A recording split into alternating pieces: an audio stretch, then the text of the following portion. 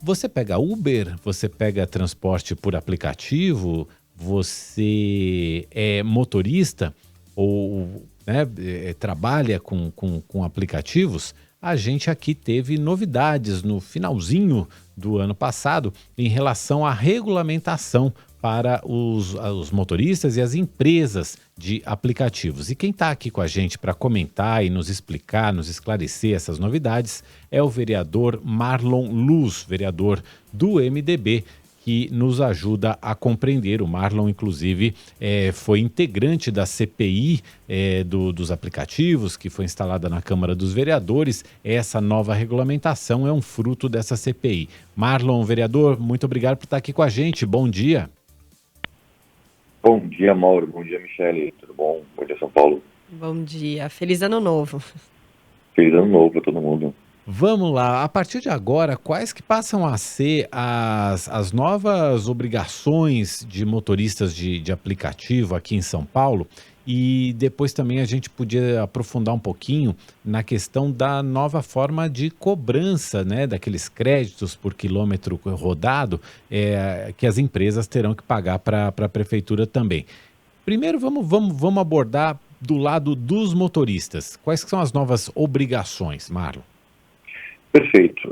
Nesse final de ano de 2022 aí, a Prefeitura de São Paulo aumentou a idade veicular dos carros, né, que podem circular no município de São Paulo. Né? Antigamente era de 8 anos, né, e passou a ser agora de 10 anos. Né?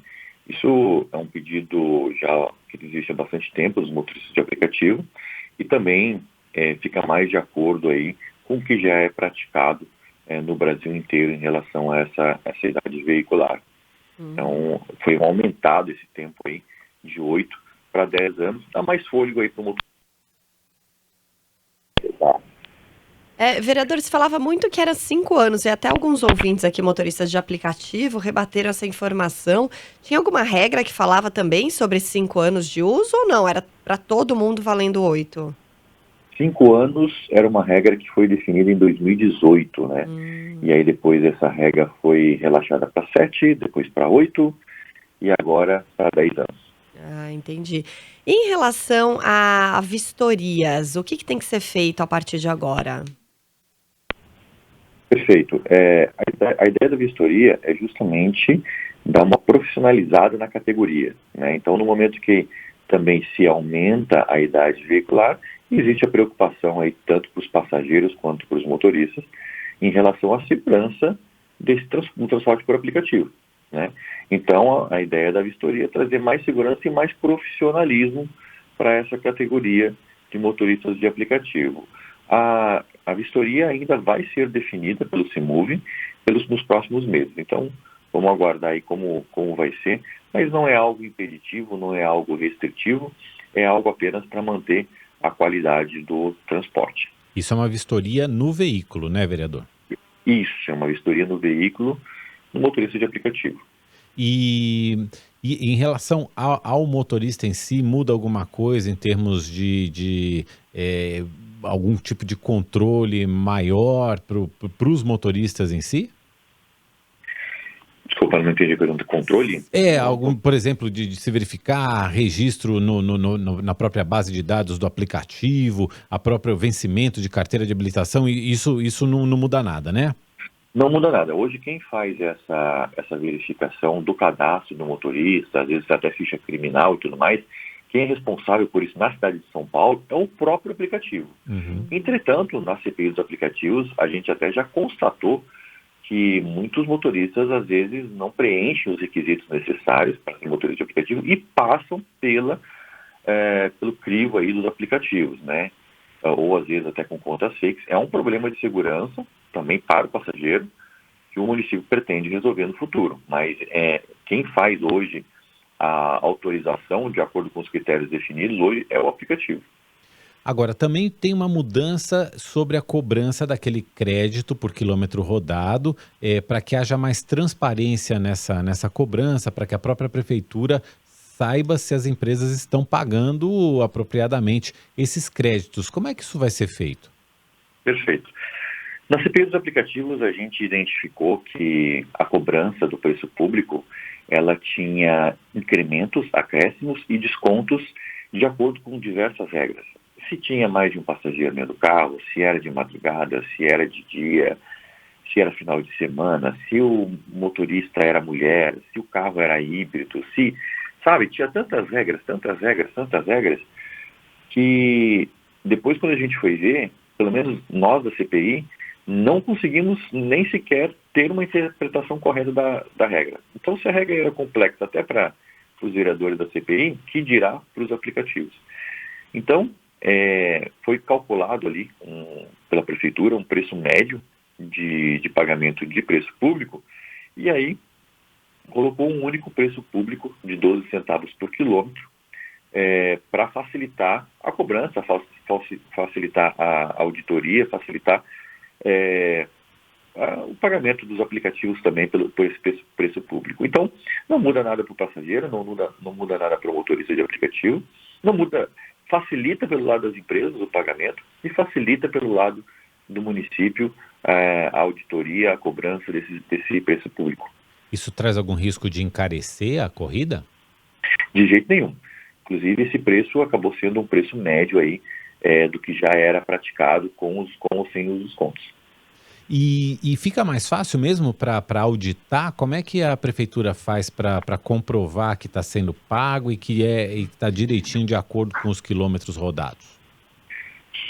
Agora, as empresas de aplicativo, elas têm que ter uma empresa de auditoria, né? Então, uma empresa de auditoria que vai verificar todos esses dados e vai passar para o município. Lembrando também que todas as corridas do município, elas são passadas para o município. Todas as corridas dos aplicativos são passadas para o município. Então, de uma certa forma, o município sabe quais foram as corridas que foram feitas. Claro, sempre protegendo todos os dados legais aí dos passageiros e motoristas, mas o município sabe de todas as corridas. Então, através disso, a gente consegue ter esse controle. E, vereador, o que acontece com uma corrida que começa no município e termina aqui em São Paulo? Começa, por exemplo, em Osasco e termina aqui em São Paulo? Ela não deve preço público para o município de São Paulo. Pela origem da corrida? É pela origem da corrida. Então, se for o contrário, começa em São Paulo e termina em Osasco, aí tem cobrança. Também tem cobrança. Entendi. Tá certo. Mais algum ponto, vereador, que seja importante de mudanças que motoristas e usuários de aplicativos têm que ficar atentos? Acho que não, nem o motorista, nem o passageiro precisa se preocupar em relação a encarecimento ou a restrição de trabalho, certo? Até vou falar por aí que boatos que a gente ouviu falar, né, que os motoristas agora teriam limites de quilometragem ou coisa parecida. Isso nunca existiu. Não é a intenção do município limitar a quantidade de trabalho de motoristas de aplicativo. Eu estou falando isso porque teve alguns boatos que a gente ficou sabendo sobre isso, né? Ou então ficou sabendo que ia encarecer aí para o passageiro da cidade de São Paulo, e nada disso é verdade. A intenção do município de São Paulo é apenas garantir uma segurança, né, e garantir também o trabalho do motorista de aplicativo. Eu queria concluir fazendo uma pergunta e aproveitando a sua experiência, você já foi motorista de aplicativo, ficou conhecido inclusive como Marlon do Uber. Vai ser feita uma discussão em termos nacionais da legislação trabalhista que vai envolver a questão tanto dos motoristas como dos entregadores por aplicativos, para que haja uma maior proteção dessas categorias. O que seria interessante estar nessa discussão, Marlon? Ótima pergunta, Mauro.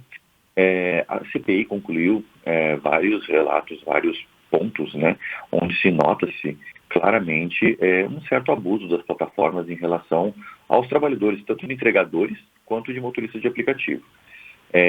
São controle da jornada de trabalho, são controles, enfim, de algoritmos mesmo que controlam, algoritmos que são chefe e controlam o trabalho das pessoas.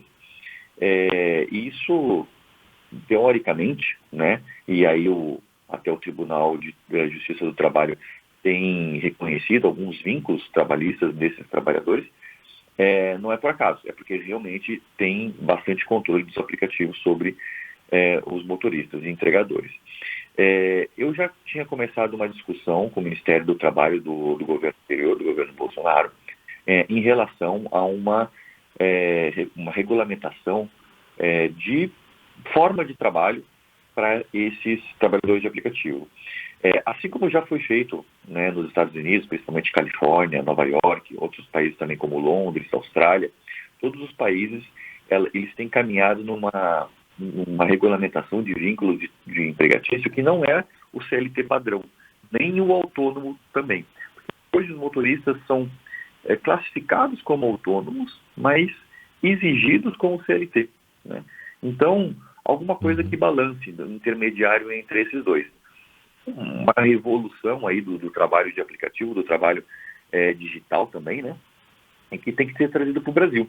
Então, eu já tinha começado essas discussões com o Ministério do Trabalho do governo Bolsonaro e agora com o governo Lula também a gente pretende continuar com esse trabalho, com essas conversas, levando propostas. A gente tem proposta para levar para o governo federal para fazer a regulamentação e assim ter um vínculo de trabalho mais adequado, mais justo para os motoristas e entregadores do Brasil inteiro. Aí a gente vai contar outras vezes com a sua participação aqui no Nova Manhã, nos contando quais são essas sugestões, como é que a gente pode aprofundar esse debate. Por hoje eu te agradeço, a gente conversou com o vereador do MDB, Marlon Luz, que nos falou aqui sobre a nova regulamentação para motoristas e empresas de transporte de aplicativo aqui em São Paulo. Marlon, muito obrigado, um bom ano para você e um bom dia também. Obrigado, Mauro. Obrigado, Michele. Um bom para vocês. Um abraço.